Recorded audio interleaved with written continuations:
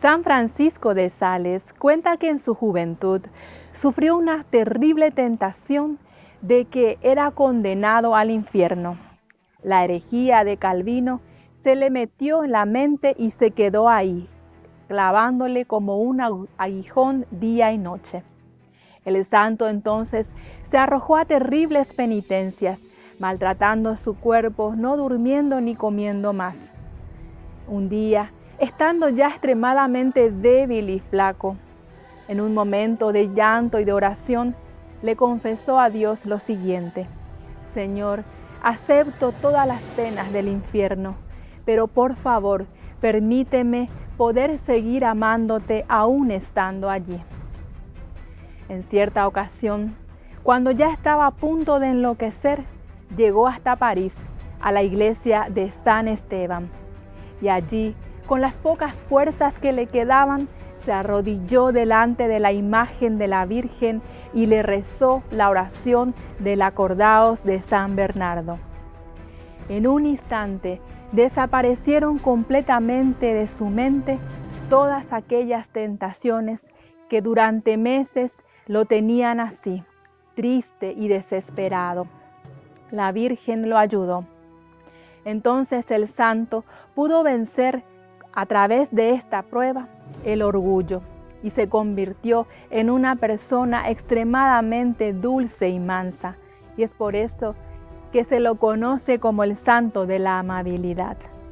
Se dieron cuenta que el mayor temor y la más grande tortura del santo no eran los sufrimientos ni los suplicios del infierno, sino el verse privado de amar a Dios.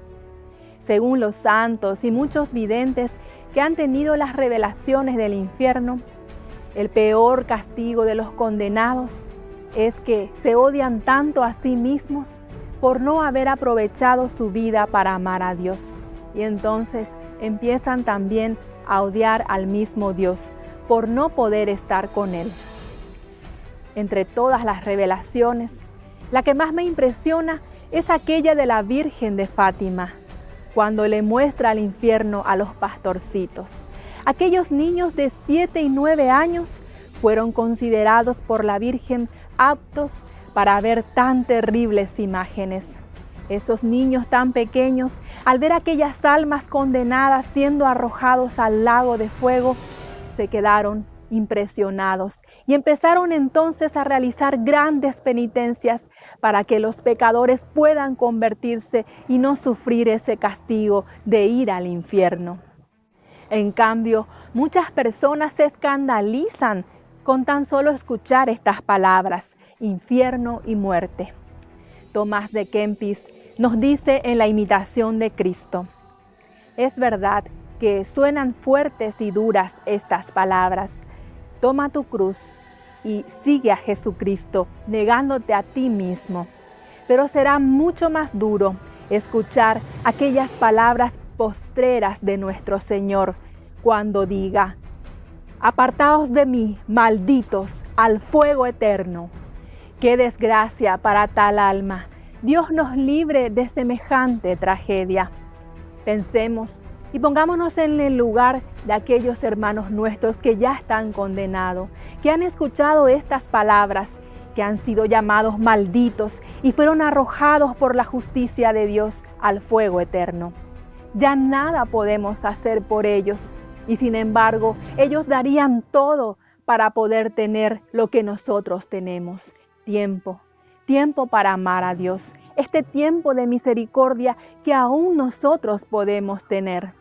Pobres desdichados, porque ya no tienen tiempo. El que tuvieron lo desperdiciaron en las cosas del mundo y no tuvieron tiempo para Dios. Sin embargo, ahora tienen una eternidad para llorarlo. Y aún así, con tantas revelaciones, con tantas pruebas, con tantas enseñanzas, muchos no creen en el infierno y se acomodan en el fango de sus pecados y se gozan sintiéndose buenos, bebiendo el lodo de sus iniquidades. Se olvidan de que Jesucristo nos dio el libre albedrío, de que ir al infierno o al cielo es una elección, de que en nuestra libertad está el poder decidir ¿A dónde vamos a pasar la eternidad? Dios quiere que lo amemos libremente. No quiere forzar nuestro amor y nos da esa libertad para decidirlo. El que me ama guardará mis mandamientos, dice el Señor. El que me ama cumplirá mi palabra. Es fácil decir que amamos a Dios, pero queremos tener un Dios a nuestra medida y según nuestra opinión. No es nuestra palabra, es la palabra del Señor y son sus mandamientos los que nos pide cumplir para demostrarle nuestro amor. Hoy aún estamos aquí, tenemos tiempo, el tiempo de la gracia y la misericordia. No endurezcamos el corazón y volvamos a Dios. No olviden la historia del pobre Lázaro y del rico Epulón. Ni siquiera los muertos que vuelvan del más allá pueden hacernos cambiar si no creemos en aquel que es el camino, la verdad y la vida. Y como decía el padre Jorge Loring, el infierno no deja de existir solamente porque tú no creas en él. Creerás en él cuando llegues ahí, si no te arrepientes y cambias. Busca los sacramentos, busca la confesión y vuelve al corazón de Jesús. No elijas las llamas del infierno, elige las llamas de su corazón para poder vivir toda la eternidad en su amor. Y para terminar, les voy a contar esta historia que sucedió realmente. Es el exorcismo de Anneliese Michel, una joven alemana profundamente católica y que vivía su fe. Ella fue poseída por 6 demonios. El sacerdote que la atendía luchó muchísimo durante 2 años para poder liberarla, y él nunca comprendió qué era lo que pasaba, por qué Dios no la liberaba. La familia de Ana luchó muchísimo con el sacerdote, enfrentaron un juicio en el tribunal civil. El sacerdote fue condenado por matar a esta joven, por no haber funcionado los exorcismos. Sin embargo, esta joven, en una carta que le dejó al sacerdote, le contaba lo siguiente. En una noche, después del último exorcismo, cansada y desgastada por todo lo que había pasado, decidí entonces salir a caminar al patio de mi casa. Y caminando llegué hasta el campo y allí me desmayé. De repente, ya estaba ahí al lado de mi cuerpo, ya no sentía dolor y una voz dulcísima me habló. Era la Madre de Dios que me decía: Ana, he venido a llevarte conmigo para que ya no sufras más. Pero también hay otra posibilidad. Mi hijo Jesús quiere saber si estás dispuesta a entregarte como Él, a ser un alma víctima y poder dar testimonio de que el infierno es real, de que los demonios existen. Puedes decidir.